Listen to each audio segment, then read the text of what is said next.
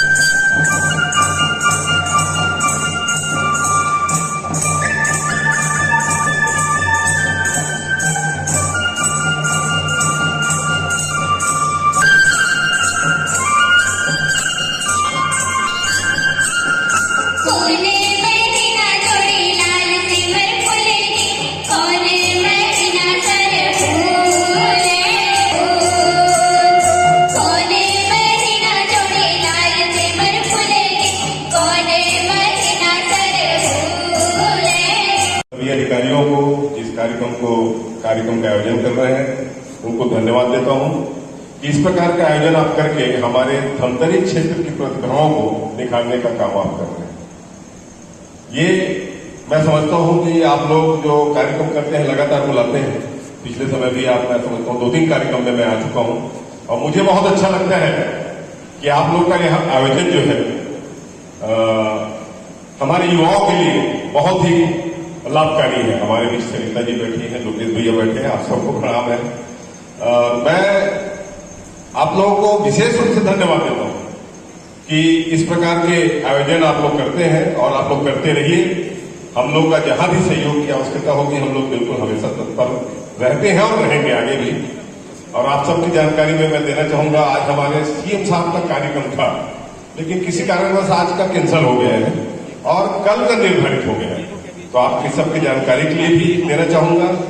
और कल हमारे आदरणीय सीएम साहब हमारे बीच भेंट मुलाकात के कार्यक्रम में यहां पे पहुंच रहे हैं।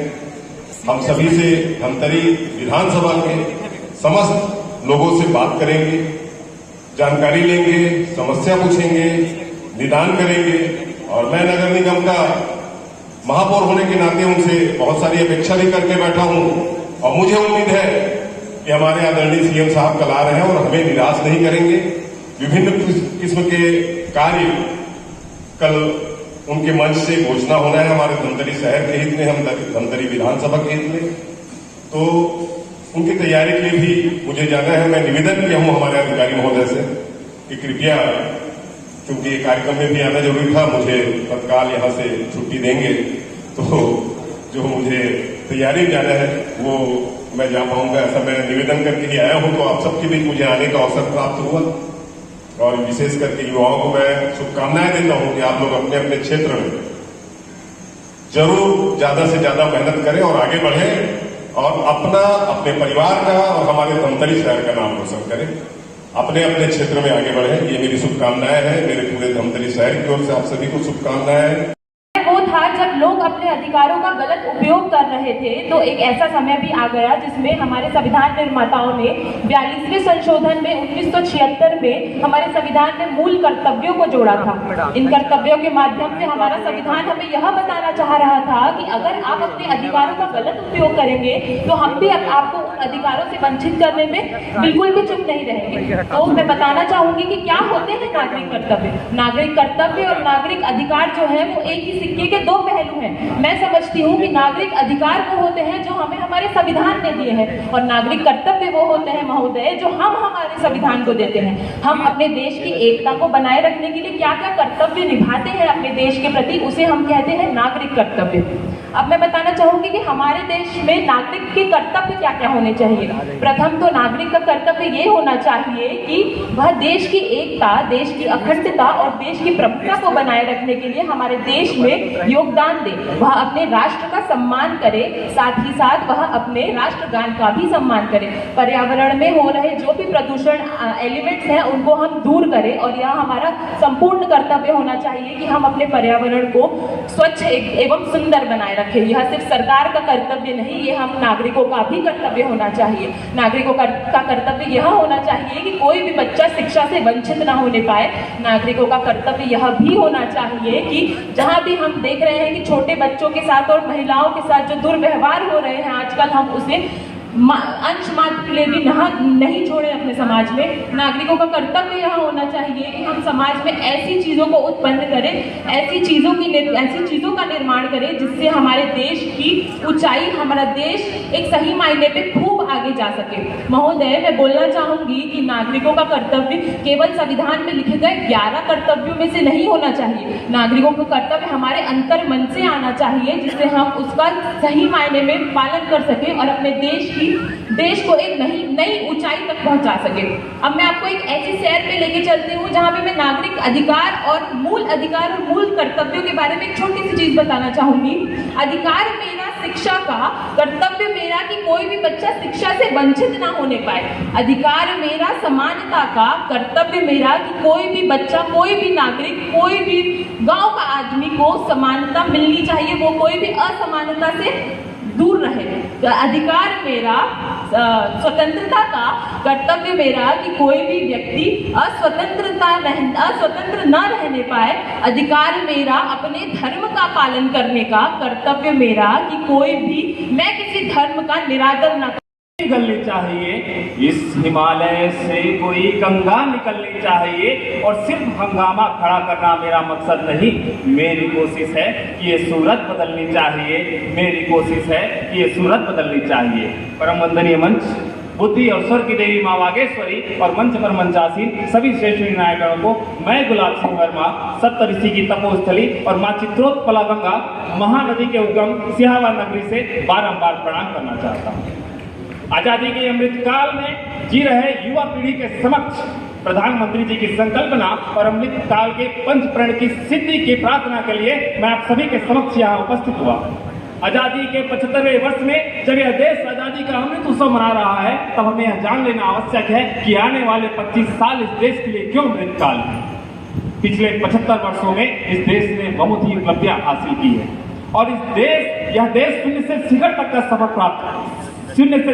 सफर तय किया है। और इस देश की उपलब्धि का इससे बड़ा प्रमाण और क्या हो सकता है कि G20 की अध्यक्षता के रूप में आज हम पूरे विश्व के विकास की दशा और दिशा निर्धारित कर रहे हैं। आने वाले 25 साल इस देश के लिए अमृत काल है, इसलिए क्योंकि आज हमारे पास 75 वर्षों के विकास यात्रा का अनुभव, हमारे पास 75 वर्षों की उपलब्धियों का गौरव हमारे पास है और विश्व पटल के आसमान पर हम ध्रुव तारे की तरह चमक रहे हैं और सूर्य बनने की ओर अग्रसर है। यह 75 वर्ष इन सबसे बढ़कर इसलिए अमृत काल है क्योंकि हम विश्व की सबसे बड़ी युवा शक्ति हैं और हमारे श्रम बल में इतनी शक्ति है कि हमारे सामने खुद यह संभव नहीं। और इसलिए लाल किले की प्राचीर से इस देश के यशस्वी प्रधानमंत्री माननीय श्री नरेंद्र मोदी जी ने अमृतकाल के पंचप्रण पूरे देश के सामने रखा है। और इस पंचप्रण में शामिल क्या है? विकसित भारत का सपना, गुलामी की सोच से मुक्ति, एकता और एकजुटता का भाव, नागरिक कर्तव्यों का निर्वहन और अपने विरासत के प्रति गर्व। जब हम विकसित भारत का प्रण लेते हैं तब माननीय प्रधानमंत्री जी ने यह निश्चित किया कि यह देश सब बड़े संकल्पों की ओर कार्य करेगा। बड़े संकल्प ऐसे कि हम विश्व की सबसे बड़ी अर्थव्यवस्था बन जाएं। बड़े संकल्प ऐसे कि जब नासा को अपने उपग्रह स्थापित करने हो तो वह इसरो के रॉकेटों को उपयोग करें। बड़े संकल्प ऐसे कि हम विश्व गुरु के पद पर आसीन हो जाएं। जब हम गुलामी की सोच से मुक्ति का प्रण लेते हैं तो उसके पीछे का यह भाव है कि हम किसी भी प्रकार से वैचारिक गुलामी में न बंधे हुए हों, संसाधनों की उपलब्धता के कारण किसी देश के गुलाम न बने हुए हों। और नई शिक्षा नीति मैकाले की उन वैचारिक पीढ़ियों पर करारा प्रहार है, क्योंकि किसी ने ठीक ही कहा था, स्वार्थ सपन में खो जाने से त्यागी होना अच्छा है और कदम कदम पर समझौते से बागी होना अच्छा है। कदम कदम पर समझौते से बागी होना अच्छा है। आजादी के 75 वर्ष के बाद भी कहीं न कहीं हम क्षेत्रवाद और जातिवाद से पूरी तरह बाहर नहीं निकल पाए हैं। लेकिन अगर इस अमृत काल में हमें इस देश को विकसित राष्ट्र के रूप में स्थापित करना है तो हमें एक होना होगा। इसलिए लाल किले की प्राचीर से तिरंगे झंडे के नीचे जब माननीय प्रधानमंत्री जी यह कहते हैं कि हमें एकता और एकजुटता का भाव अपनाना होगा, तो इसका अर्थ यह है कि जब देश की बात आए तो उत्तर में बैठा मेरा कश्मीरी भाई, चाहे दक्षिण में बैठा अन्ना, पश्चिम में बैठा मेरा मोटा भाई, चाहे पूर्व में बैठे असम और मिजोरम के मेरे आदिवासी भाई, एक बात के सूत्र में बन जाए और एक साथ कहे भारत माता की जय। देश हमें देता है सब कुछ, हम भी तो कुछ देना सीखें। जी हाँ, ये पंक्तियां पंचप्रण के चतुर्थ प्रण को यथार्थ करती है। अगर हमें विकासशील से विकसित राष्ट्र के बीच के सफर को तय करना है तो हम सभी नागरिकों को यह छोड़कर कि सामने वाला क्या कर रहा है, अपने कर्तव्यों का निर्वहन पूरी ईमानदारी के साथ करना होगा। और यह छोटी छोटी चीजें ही तो है जो हमें विश्व गुरु के पद पर आसीन कर देगा। क्योंकि अंधकार से लड़ने का संकल्प अगर कोई कर लेता है तब एक अकेला जुगनू भी अंधकार से भर लेता है, तब एक अकेला जुगनू भी अंधकार से भर लेता है। पंचप्रण के आखिरी प्रण के रूप में हमें यह कहा गया है कि हमें अपनी विरासत पर गर्व करना होगा। हमें यह याद रखना होगा कि भारत वंदन की भूमि है, भारत अभिनंदन की भूमि है, भारत अर्पण की भूमि है, भारत तर्पण की भूमि है। एक और जहां भारत स्वामी विवेकानंद जी की भूमि है, वहीं दूसरी ओर एपीजे अब्दुल कलाम की। और यदि अमृत काल में हमें युवा शक्ति को सही दिशा में ले जाना है तो हमें यह याद रखना होगा कि हम वसुधैव कुटुंबकम को मानने वाले लोग हैं और सर्वे भवन्तु सुखिनः की कल्पना करने वाले हैं। अगर इन पंचप्रण को हमने आज आत्मसात कर लिया तो आज से 25 साल बाद जब यह देश आजादी की शताब्दी मना रहा होगा तब इस देश में सभी बच्चे सुपोषित होंगे। यहाँ किसी भी छोटों को चाय के ठेले पर काम नहीं करना होगा, यहाँ कोई भी मुन्नी फुटपाथ पर सोने के लिए मजबूर नहीं होगा। इस देश की कोई भी बच्ची दामी या निर्भया नहीं होगी और इस देश के किसानों की शब्दकोश से आत्महत्या का शब्द मिट जाएगा। हम नक्सलवाद से मुक्त हो चुके होंगे और इस देश के संस्थानों में अमेरिका और जापान जैसे विकसित देशों के छात्र सनातन, अध्यात्म और तकनीक की शिक्षा ग्रहण करने आएंगे। विश्व स्तर के कोई भी निर्णय भारत की मध्यस्थता के बिना संभव नहीं होंगे और हम विश्व गुरु के पद पर स्थापित हो जाएंगे। अंत में चंद पंक्तियों के साथ अपनी वाणी को विराम देना चाहता हूँ कि गति प्रबल पैरों में ही फिर क्यों रहो दर खड़ा, और जब तक न मंजिल पा सकूं तब तक न मुझे विराम दें। चलना हमारा काम है, चलना हमारा काम है, चलना हमारा काम है। जय हिंद, जय भारत, जय छत्तीसगढ़। जहाँ मंदिरों में दाना चूक गए वहाँ चिड़िया मस्जिदों में पानी पीती है। जहाँ मंदिरों में दाना चूक गए चिड़िया मस्जिदों में पानी पीती है। यहाँ महात्मा बुद्ध के उपदेशों और द्रौपदी के बलिदान की गाथा होती है। मैंने सुना है कि यहाँ राधा रानी की चुनरी कोई सलमा बेगम से ली थी। मैंने सुना है कि यहाँ राधा रानी की चुनरी कोई सलमा बेगम से ली थी। फिर क्यों हो गए हम यूं जुदा किया जोड़ने की बात होती है। फिर क्यों हो गए हम यूं जुदा किया जोड़ने की बात होती है। चाहे असम की चाय हो या दक्षिण के मसाले, चाहे असम की चाय हो या दक्षिण के मसाले, जो विदेशियों को अपनी ओर आकर्षित करते हैं। फिर हिमालय स्थित वैष्णो देवी के नाम की नारियलों की पूर्ति केरल और तमिल जैसे राज्यों से होती है। फिर क्यों हो गए हम युद्धा किया जोड़ने की बात होती है। क्यों हो गए हम युद्धा किया जोड़ने की बात होती है। प्रमुख सम्मानीय अतिथिगण, आदरणीय विनायकगण और देशभक्ति शिखर पूर्ण बैठे सुभाषित ग्रंथ, आप सभी को मेरा सादर नमन। आज अमृतकाल के पंचप्रण में मेरा विषय है एकता और एकजुटता। आदरणीय महोदय, एकता और एकजुटता की शुरुआत मैं अपने प्राचीन ग्रंथों से करूं तो जब रावण युद्ध भूमि में मृत्यु की कगार पर खड़े थे तो उन्होंने श्री राम से कहा कि मुझ में हर वस्तु तुमसे श्रेष्ठ है, मैं हर चीज में तुमसे श्रेष्ठ हूँ, बल में, छल में, बुद्धि में, धन में, कलाओं में। किंतु पता है फिर भी तुम विजय क्यों हुए? तुम विजय इसलिए हुए क्योंकि मुझ में और मेरे भाई में एकता नहीं थी, एकजुटता नहीं थी। तो दोस्तों, आप सभी ये समझ ही गए होंगे कि एकता और एकजुटता का महत्व, एकता की महत्ता कितनी है। एकता चाहे तो सृजन भी कर सकती है और वही एकता में अगर कटुता आ जाए तो संपूर्ण मानव जाति का संहार भी हो सकता है। हमारे भारत देश में 30,000 से अधिक जातियां और 25,000 से अधिक उपजातियां निवास करती है, जिनकी अलग अलग परंपराएं और अलग अलग रीति रिवाज है। किंतु इतनी विविधता होने के बावजूद भी वो भाईचारे से और इतनी प्रेम से रहते हैं क्योंकि उनमें मानवता है। एकता और एकजुटता तभी संभव हो सकती है जब हम एक मानवता के धर्म को अपनाएंगे। जब देश का युवा अपनी संस्कृति को, अपने देश की संस्कृति को जानने की नहीं बल्कि स्वामी विवेकानंद की तरह उसे पहचानने की बात करता है, तब जन्म लेती है देशभक्ति, एकता और एकजुटता।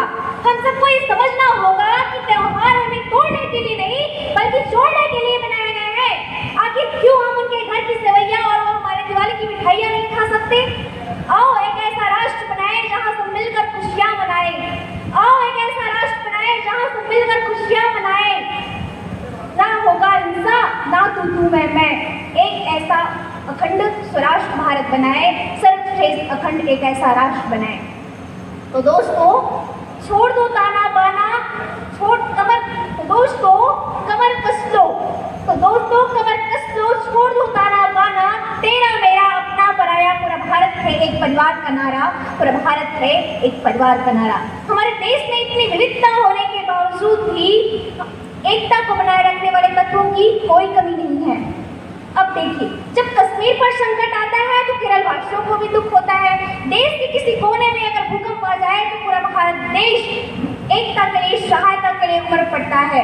जब अमरनाथ में फंसे यात्रियों की सहायता मुसलमानों ने की थी, वही कश्मीरी दंगे के वक्त हम हिंदुओं ने मुसलमानों को शरण दी थी। तो दोस्तों, ये एकता में अनेकता, अखंडता नहीं तो और क्या है? जब भारत देश में स्वतंत्रता का दौर चल रहा था तो सरदार वल्लभ भाई पटेल ने एक नारा दिया था कि एकता ही अपार शक्तियों की जड़ है, एकता ही शांति का खजाना है, एकता ही दिशा रूपी सूर्योदय है। एकता की उदाहरण मैं आपके सामने प्रस्तुत करूं महोदय। तो एकता, जब हमें कारगिल युद्ध में हमें एकता और एकजुटता देखने को मिली थी।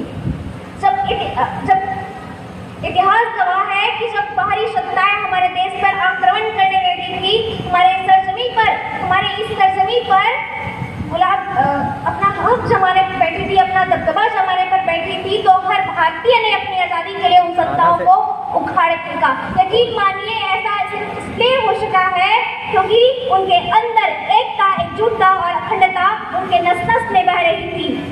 तो आओ एक ऐसे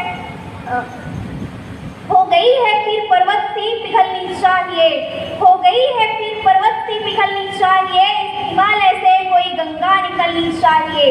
आज यह दीवार पर्दों की तरह हिलने लगा है, आज यह दीवार पर्दों की तरह हिलने लगा है, लेकिन यह थी कि बुनियाद मिलनी चाहिए। बस हंगामा खड़ा करना मेरा मकसद नहीं, मेरे सीने में नहीं तो कम से कम तेरे सीने में हो कहीं एकजुटता, लेकिन एकजुटता दिखनी चाहिए, एकजुटता दिखनी चाहिए।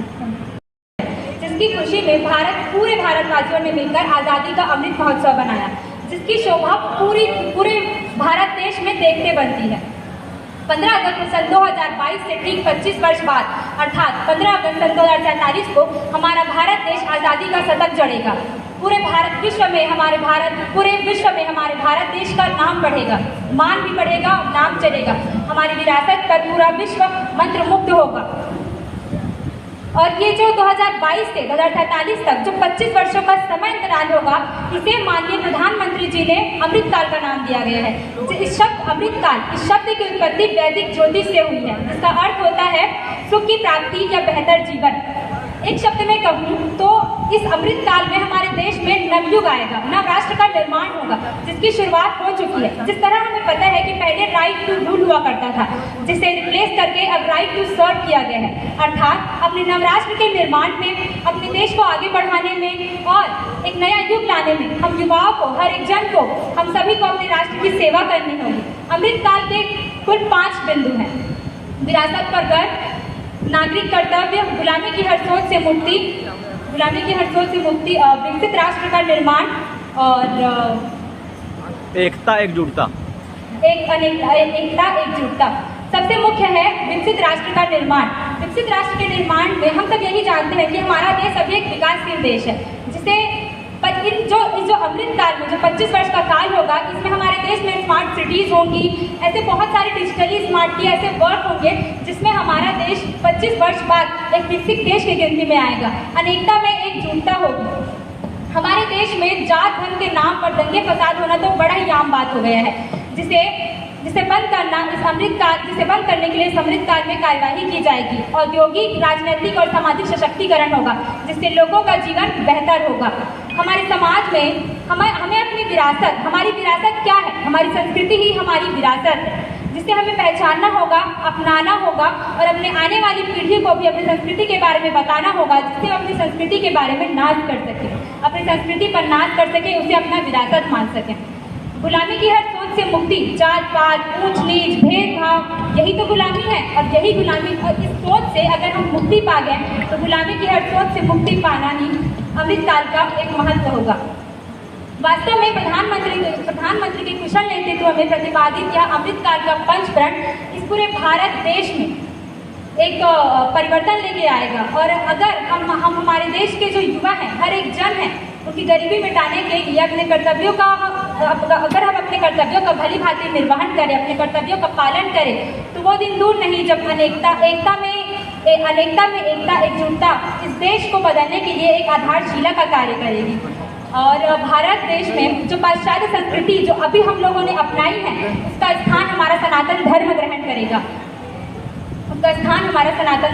करेगा, और हमारा जो भारत देश है वो विश्व गुरु का ताज दोबारा पहनेगा। जय हिंद, जय भारत। में युवा वक्ता, युवा फोटोग्राफर, युवा चित्रकार और सांस्कृतिक कार्यक्रम की अभी मंची प्रस्तुति होनी है। मुझे युवा वक्ता की विधा में एक निर्णायक के रूप में शामिल किया गया था, जिसमें कुल 11 प्रतिभागियों ने अपना हुनर दिखाया। और बड़ी खुशी की बात है कि नेहरू युवा केंद्र के द्वारा आयोजित इस प्रतियोगिता में बच्चों ने न केवल पंचप्राण विषय को यहाँ जीवित किया, बल्कि अपने वैश्विक आयाम को स्थापित करते हुए अपने विषय को बहुत अच्छे से यहाँ रखा। और एक निर्णायक के बतौर निर्णय देने में हम लोगों को भी थोड़ा सा जटिलता महसूस हुई। बहुत अच्छा लगता है जब आपके पढ़ाए हुए बच्चे किसी मंच में आकर आपका अक्स होते हैं। कहने को बहुत कुछ है, कमियां भी बहुत कुछ थी, लेकिन किसी शायर ने कहा है कि अगर मैं मुकम्मल हो गया तो देवता हो जाऊंगा, अगर मुझ में कमियां हैं तो कमियां रहने दें। और इन बच्चों से बहुत मोहब्बत है और इसी मोहब्बत से दुनिया है। और चूँकि युवा उत्सव है, और युवा उत्सव होता ही इसलिए है कि हम मोहब्बत को और बढ़ा सकें। जय हिंद। नमस्कार, मेरा नाम गुलाब सिंह वर्मा है और मैं सप्तऋषि की तपोस्थली और माँ चित्रोत्पला गंगा महानदी के उद्गम सिहावा नगरी से यहाँ उपस्थित हुआ हूँ। मैं भाषण प्रतियोगिता में भाग लिया था और जिसका विषय था अमृत काल के 5 प्रण। इससे पहले भी मैंने राष्ट्रीय उत्सव जो ऑल इंडिया यूनिवर्सिटी ऑर्गेनाइज करती है उस पर मैं नेशनल लेवल तक का प्रतिभागी रह चुका हूँ। हाल ही में 9 मई में मैं संसद भवन में जो रविन्द्रनाथ टैगोर जी को श्रद्धांजलि दी गई थी उसमें पूरे छत्तीसगढ़ का प्रतिनिधित्व करके वहाँ से वापस आया हूँ। और इस प्रतियोगिता में भी मैंने बहुत अच्छा परफॉर्म किया है, उम्मीद है। और नेहरू युवा केंद्र धमतरी का मैं बहुत बहुत धन्यवाद देना चाहता हूं कि वो युवाओं को ऐसा प्लेटफॉर्म दे रहे हैं जिससे वो अपनी प्रतिभा को राष्ट्रीय स्तर तक पहचान दिला सकते हैं और उसके माध्यम से अपना पहचान, अपने गाँव का नाम, अपने ज़िले का नाम रोशन कर सकते हैं। क्या बोलने का टॉपिक दिया जाता है? हमें दिया गया था अमृत काल के 5 प्रण। देश के यशस्वी प्रधानमंत्री माननीय नरेंद्र मोदी जी ने लाल किले के प्राचीर से जो 5 प्रण हमारे सामने रखे हैं वही हमारा यहाँ का भाषण का विषय था। मेरा नाम लकी रजक है और मैं धमतरी प्रॉपर धमतरी से हूँ।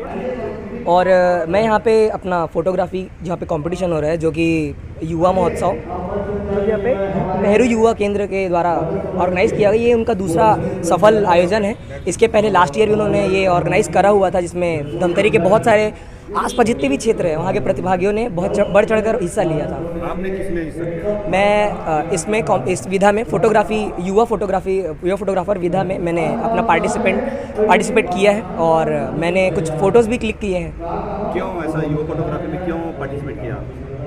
मुझे फ़ोटो क्लिक करना अच्छा लगता है और ये मेरी हॉबी है जिसको मैं एक अच्छे लेवल पे लेके जाना चाहता हूँ। तो जो युवा महोत्सव जिन्होंने ऑर्गेनाइज़ किया है उनके द्वारा एक अच्छा प्लेटफॉर्म लोगों को दिया जा रहा है। नॉर्मल जिनकी हॉबी है, जिनको अच्छा लगता है फ़ोटो क्लिक करना, तो उनके लिए एक अच्छा स्टेज है आगे बढ़ने के लिए। अभी आपका रिजल्ट आया? अभी नहीं आया है, हम वेट कर रहे हैं। फ़ोटोज़ क्लिक करके मैंने शेयर कर दिया है, बाकी आगे देखते हैं क्या नियम था इसमें फोटोग्राफी करने का? बहुत सारे सब्जेक्ट दिए गए थे। पहली बात तो हमको कुछ भी चीज़ें ऐसे खुद से क्लिक नहीं करनी है, हमको सब्जेक्ट दिया गया था जिसके बेसिस पे हमने पर्टिकुलर उस सब्जेक्ट से रिलेटेड फ़ोटोज़ खींचे हैं। जैसे जनजीवन है, चलचित्र है और खान पान है। ये सारे इस पे बहुत सारे मतलब 5-6 ऐसे कैटेगरीज थी जिसके हिसाब से हमने फ़ोटोज़ क्लिक करना था। मैं नितिन कुमार शर्मा, जिला युवा अधिकारी नेहरू युवा केंद्र धमतरी।